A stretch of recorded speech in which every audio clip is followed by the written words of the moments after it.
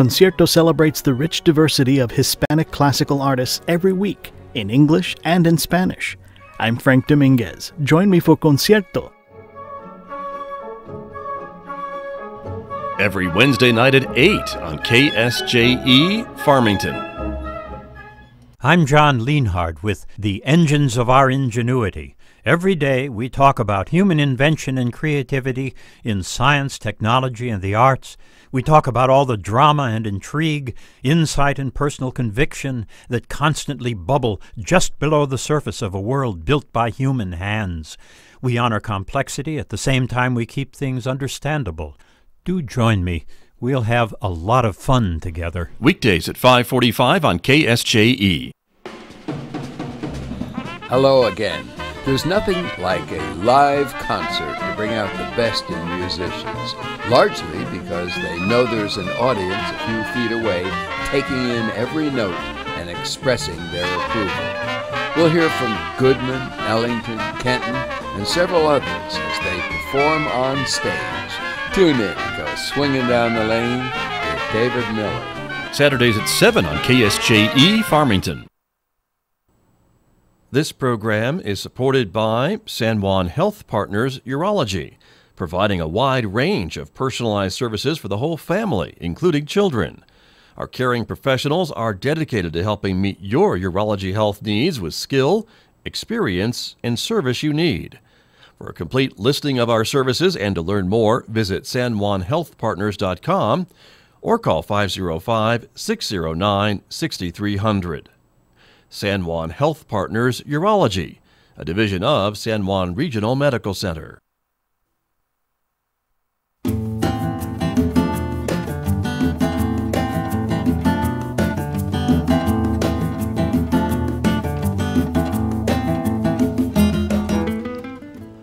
(8:35) KSJE, you're listening to the Scott Michlin Morning Program. Good morning from our visual radio studio here at San Juan College. If you're watching us this morning on Facebook or YouTube, you're seeing our time-lapse video of the fog that enveloped the college earlier this morning and continues to do so. It's pretty thick out there, so do take some time coming into school or work today. You can see that the forecast for today calls for things to clear up eventually. Partly sunny skies, 62 for a high today, 41 and clear overnight, but then a chance of showers or thunderstorms on Saturday and maybe continuing on into Sunday, 64 for a high tomorrow, 56 on Sunday night. And take a look, 31 for a low Sunday night with maybe some rain and snow mixed, and 49 for a high on Monday. My guest in the studio this morning from the Four Corners Storytelling Festival, Jenny Lee Ryan, is here from the Farmington Public Library. Once again, good morning. Good morning. Thank you for being here. Thank you so much for having us, and thank you to KSJE for supporting the Four Corners Storytelling Festivals for so many years. We are glad to be a sponsor of the festival, and so rain or shine, we'll be in the tents tomorrow and today, so it doesn't matter. Yes, the festival is intense. It is intense. How about that?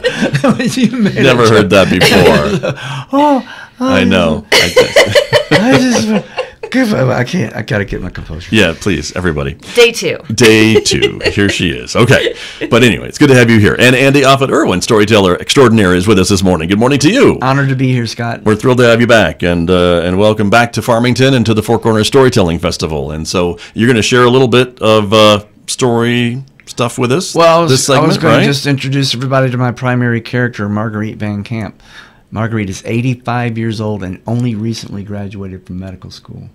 So we hope you come and see us in our little hospital in Georgia. We have an antebellum house that we bought. You know, it had been abandoned for 10 years. So we got it cheap, and it has 2 magnolia trees on the side, so we only have to paint the front. And we serve 2 purposes in our area. We're a hospice for people who won't admit it. Sometimes very conservative people, because the first time they ever heard the word hospice was from Bill Moyers on the PBS, so they think death and dying is a liberal issue. And we're the emergency room for the ashamed. Like, you know, Ray McFarlane has the asthma, and he carries an albuterol inhaler in his pocket.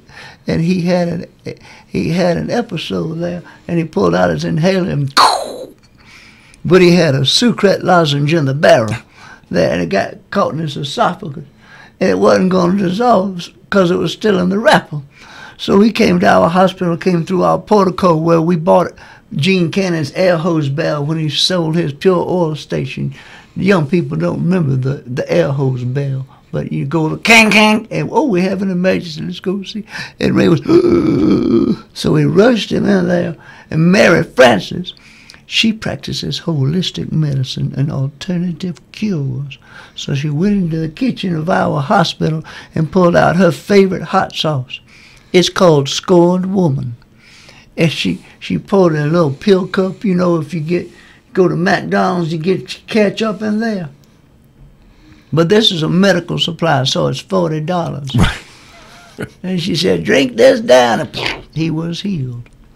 That's Marguerite. There you go. See?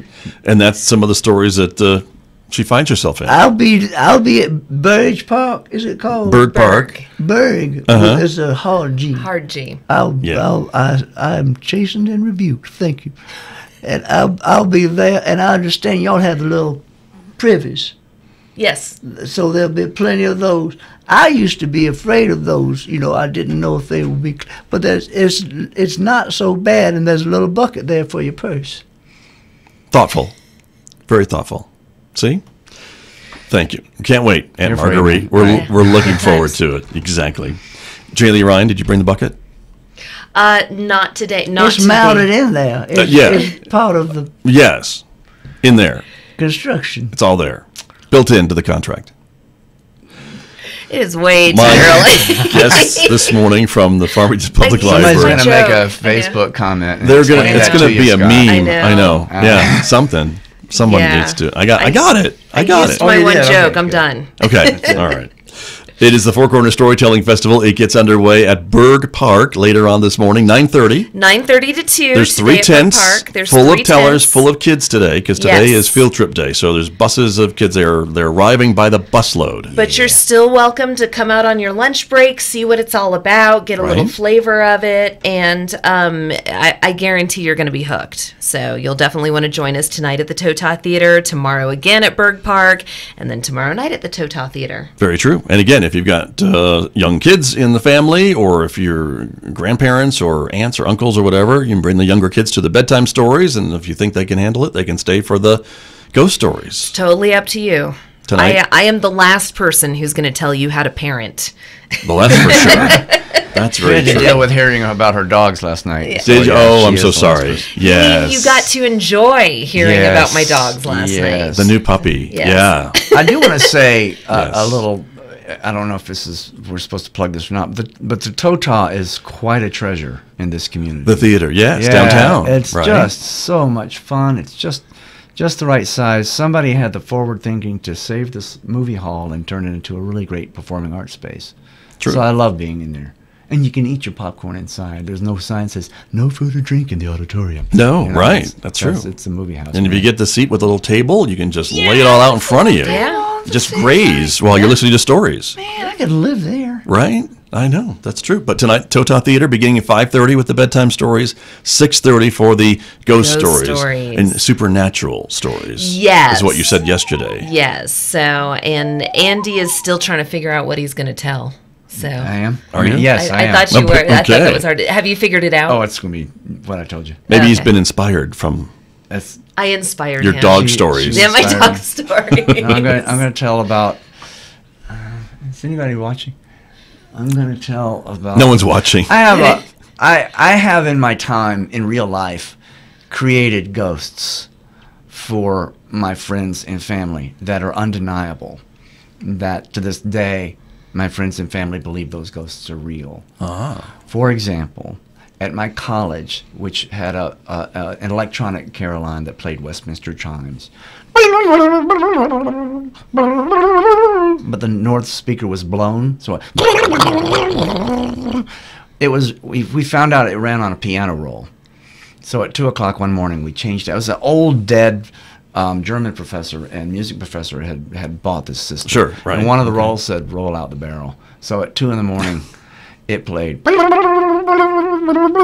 And then we put it all back together and fixed it. And to this day, there are people who went to Georgia College in Milledgeville who are absolutely convinced that the ghost It was a really did ghost. happen. So I have a series of those. fake ghost stories. A ghost fond of polkas, apparently. Yeah. Apparently, so there you go. Ooh, it's the polka ghost. It was a weird combination of tunes. We figured Rolled Out the Barrel will just be off. Different the enough chart that would catch people's right. attention, right? At 2 in the morning. So Well, I'll there be you go. telling one of those tonight. Okay. He was chicken dancing at midnight. Right. Right. Something, right? That's true. Well, it is happening tonight and again tomorrow at Bird Park. So if you need something to do on a Saturday morning or afternoon, again, 3/10 full of tellers at Bird Park. Yeah, lots of fun. Come and check it out. I cannot stress this enough. If you've never been to one, check it out. Because the first one in 2005, when I first started at the library, they sent me to Timpanogos. I called it Tipigonzo because I couldn't figure it out. really hurts. What a shame. I That's a know, shame. right? So, Yeah, what a noob. yeah. Yeah. And I was like, I'm going to this event for kids, and I'm just not, And the very first story, I was hooked. I mean, I was just drawn in. I was hooked, and I just couldn't wait to get to the next day. I think it was about 3 days. It's a 3-day. Yeah. It's You a kind of big started to festival. stalk some of the tellers, didn't you? From I- 10 to 10 well, in a and- nice way. That's the nice way to put it. Yeah. You can make the festival whatever you want it to be. So that's the beauty of having the tents. You can sit I've in one heard it's tent. intense. We've my done that joke. man. I know, Forward, but that's what I do. It's my whole, I know. You can sit in one tent and watch, which tellers come through and get a good variety. Or if you really, just really are drawn to one teller, you can follow them from tent to tent and hear a variety of their stories. Right. True. In the tents. Intense, yes. Just making that point. Andy. By the way, it's He's also so free. He's so disappointed. Is it free? Is it It free? is free, It's yes. free, everyone. If you're just joining us, Good to it's know. free. That's It's true. free. All right. Very, very good. And having it at Bird Park is somewhat by design as well, along the river as the trees are changing and things like that. Yes. It's a great fall event, as Andy said. This is the storytelling season, so being along the river, outside with the trees. We have the tents just in case the weather doesn't hold, but it looks like Today you're good. today we're good. Tomorrow, Tomorrow we might get a little we'll bit see of what rain, happens. a little Yeah. thunderstorm. You never know. So, but we're intense. You're so, intense. Yeah. Oh, you're intense, that's for sure. That is true. We've met. This year I started getting punchy on Monday. That usually doesn't happen till like Friday or Saturday. So Oh, well, this I'm should be a like, good couple of days, Andy, up at Yeah. Irwin. Yeah. But Yeah, you are in for a I'm here to treat. tell you, I have a lot of miles on me with this sort of business. My first set at the my first solo set at the National Storytelling Festival, it was raining hard, and there was an electricity in the tent. It was a big tent. There was an electricity in that space, and everyone was sort of. This is not going to bring more audience, but there was a sweet common suffering. I don't know. It was electric. People were laughing their heads off. And we all sort of get into our comfort. We control the temperature in our homes. We control the temperatures in our car seats, which it's another conversation entirely. Right. Uh-oh. But it's not going to be uncomfortable. But if it's raining tomorrow, so what, man? It's going to be fun. That's true. come suffer with us. That's our new tagline. That's really going to go over. Oh, there. dear. Yeah. Anyway. But there is something about a live performance, I think, and a shared experience, even if Nothing it's, like it. raining or cold or warm Right. or whatever, but you're all sharing that. You all get to experience that together as the audience and the performer. This sounds braggy. I do pretty good. I make pretty good storytelling albums, CDs, for people under 40. There used to be these little discs with little rainbows on them, and I work really hard to get an ambient sound from the audience so that you feel like you're in the space. And we work really hard, and people will buy my CDs, and then they will come to the live show and say, "Wow, the live show was so much more fun." And I said, "That's because it was live. You were experiencing with other people, and you were working. You were an audience of a community, and that's one of the things about being in the storytelling audience. You're part of a community. You share these things.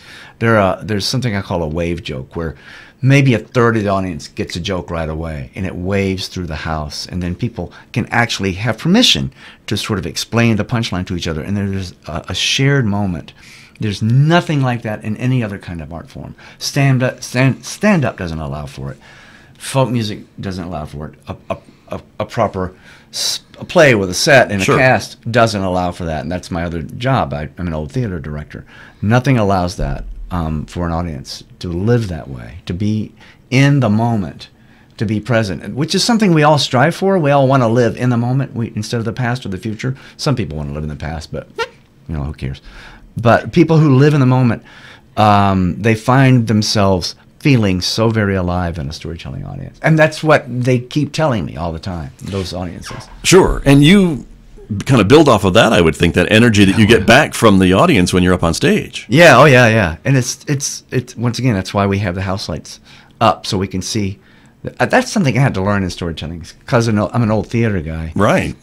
I was used You want to that performing. murky blackness usually Yeah, I out was there, used to right? that, and people said, no, you need the house lights up. So I was, my typewriter says house lights at 30%. Yeah, right. That ever happens. But we can see the audience, and the audience can see each other. Mm-hmm. Once again, they can turn and say, "Did you hear that?" So that it's really cool. It is. And again, today will be an audience mostly of school children, but others are invited. Everyone's invited to come. And then tomorrow it's open to everybody, too, again. So, let's be real. It's Friday. You're going to knock off work early, so just come on out to the Join us. That's what you do. Yeah. It's true. come Very true. over to Berg Park That's right. and check it out, and then head out to the art walk downtown. And Plan see your some art more walk to stories. end Yeah. at the western end of Main Street, and you'll be right by the Tota Theater. Exactly. See? There you are. Get in the van. Plan. I like it. We offer tranquility. Get in the van. Or the theater. Go to the theater. Either way, The that's theater, true. Yeah. I do want to ask you a little bit about your experience yesterday, Andy Offutt Irwin, because Thursday was kind of the day when the tellers get mobile and do get in the van Right. and go out to the... well, I'm sorry. Laugh out loud in front of the mic. You're turning away. You're stifling laugh. That's just rude. I know, Excuse but I me. This almost... is an on-camera spit take is Yeah, what we no. almost had. I don't here. do spit takes. I'll teach you. But No, it was you were fun. running The around first to the school- schools yesterday. Oh, first school was Ojo. on the Mario? reservation. Yes. And, they come in, and they have me in the gymnasium, and the library has its own PA system, which is a crazy luxury, because when I'm in my own car, I carry my own PA. And it's just fun. The first time, when a kid first comes in the hall, wherever I'm playing, I start goofing with a little 12. I start playing right away to establish what's going on. They don't know what's going on, but they know that something fun's going to happen. They don't know what to make of you probably And then when they see you. if you can control what I call the stalking teachers, that when the teachers start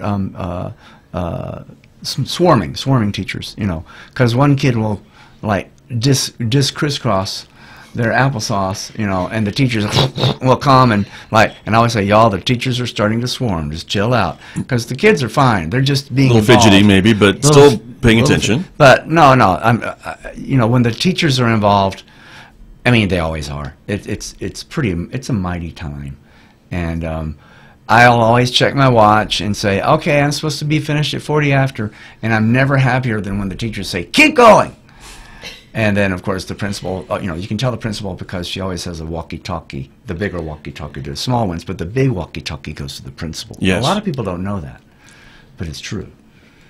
They didn't have walkie-talkies when I was in school, so... No, they've had them for the last Yeah. several years, They had, many years. Anyway, but Telegraph. that was really fun. We had a great Tin time. cup on a string in your school. And then what's really fun is when you're world famous in a school, once you've played for the whole school in 2 sets, and there's a bunch of kids on the playground, and you're getting in the van, and all the kids in the playground go, Andy, bye! It's just, okay, it's worked when they just want to say goodbye to you. Sure. And they're yelling from the playground. You made their day. Yeah. it's- Goodbye in a joyful way, not goodbye. Yeah, that's right. I think it's time you left. Right. Yeah. The van is leaving. The van is leaving. van is Go. Yeah. Just go. Right. The important thing about the schools is we use this as a reward for the teachers that are involved and who encourage their kids to sign up and participate in summer reading. So this is a reward going to the students that participated in the summer reading program, that they get a teller in their school. And then the teachers are the ones that go to our teacher orientation at the beginning of the year, and that's the time where we can, kind of set the tone and get teacher input on what they want from the Farmington Public Library and how we can accommodate them with our library adventures, and how they can work with us by following the rules, and the reason why we have the rules and the library adventures set up the way they are. So it really is a reward for the teachers to get Andy Offutt or Irwin. It's not a punishment. But that's when Leb's in town. When Bill Leb's in town, that's a punishment. Well, there you go. Maybe that's true. But yeah, right. So participate in summer reading, and you might get a teller at your school. So that's how it all works, right? That's how it works. Yeah. I'm just gonna say, just speaking of the library and speaking of education, and I've played in hundreds of schools, literally. I can spot the teacher that is connected to the library. That teacher is involved in the story with their kids, and that teacher's kids are the most involved group in the room. There's a correlation between the teachers who come and use the library services and their success in the classroom. And I can spot it from the lifeguard chair of the stage. Right. I can just see it. And yesterday, the second school was Northeast. Sure. Right? We have one. Yeah. I think so. We have one called Northeast. I So don't why memorize the name of the Why schools where not? I've just been. But I don't remember them either. We don't have a Northwest, so I think you picked correctly. Okay, good. But I walked up to this teacher. She was sitting on the floor with the kids. Her kids were like, just with me. And I said, "Are you the teacher of the library?" And she said, that was part of the library. She goes, "Oh yeah, yeah." See, you knew. Yeah. And you could just see, but the kids were involved, and you can tell that's translated into the classroom. I can just tell you. Well, and it's using stories to teach. I mean, there's a reason why the oral tradition has gone on for so long, like longer than we know. The stories are used to teach because it's an engaging way to teach. It's an engaging way to learn, and it's better than learning how to take a test. You're actually learning and engaging. So that's why it's important to read. That's why it's important to listen to stories. That's why it's important to share your stories. And that's what this event helps too, to remind families that we all have our own stories of relatives and those who came before, to pass down generation to generation, as some of these stories have been that the tellers are telling. That's what it's we all know about. when we're with our elders in the family and they pull out the photo album. The photos are okay. Sepia tones, kind of, taken with a brownie camera, but then the stories start up. And that's when the photo album does its job. Very true. Very true. We're almost out of time this morning, everybody. It's, again, another wonderful program. Andy Offutt, Irwin, we're so thrilled to have you back at the festival and here on KSJE this morning. Thank you so much. Thanks for having me, Scott. You bet. J. Lee Ryan, there are a couple other events coming to the Farmington Public Library in the next few weeks we want to mention briefly. That's right. Check our calendar at infoway.org. Next weekend is our Plain Air event, and the weekend after, it's our More Than Fry Bread event with a showing of Travis Holt Hamilton's new TV show, and then the ever popular. That's Thursday of the week, Thursday, right? And then Friday is and the then ever Friday popular. is the Friday fry bread cook-off. So it's all on the calendar. Just go to infoway.org, click the little button that says calendar. You can see it all. There you go. Free. Free. Still free. We're a library. Everything's free. Everything is free. There you are. And the Storytelling Festival, again, everybody, will be at Berg Park. I will be at Berg Park this morning beginning at 9:30. Well, then I'm going there. One of the three. That'll do it. That'll bring them in by the busloads, I'm sure. Exactly. At 9:30. World famous in Farmington. Yes, exactly. Yes, sir. And then, of course, later on tonight at the Tota Theater, beginning at 5:30 with the bedtime stories and the ghost stories at 6:30. Exactly. I'm going to be there for that, too. You got it. That's right. Wearing a bat suit. Good luck with that. Yeah. How about that? Can't wait. There you are. She said bring it. Uh-huh. You heard her. I heard her. I'm bringing it. All right. Well, it will be scary, so that'll work. Maybe in an unintended way, but yes, there you are. Oh, no, I think it's totally intentional. Okay. Thank you very much, both of you. You're welcome. Despite what you said.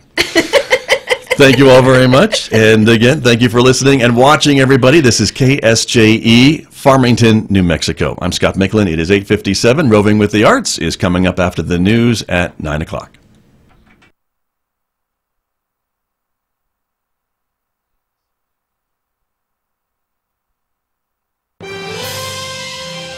Aware of repeated and often deadly railroad accidents, George Westinghouse developed the air brake.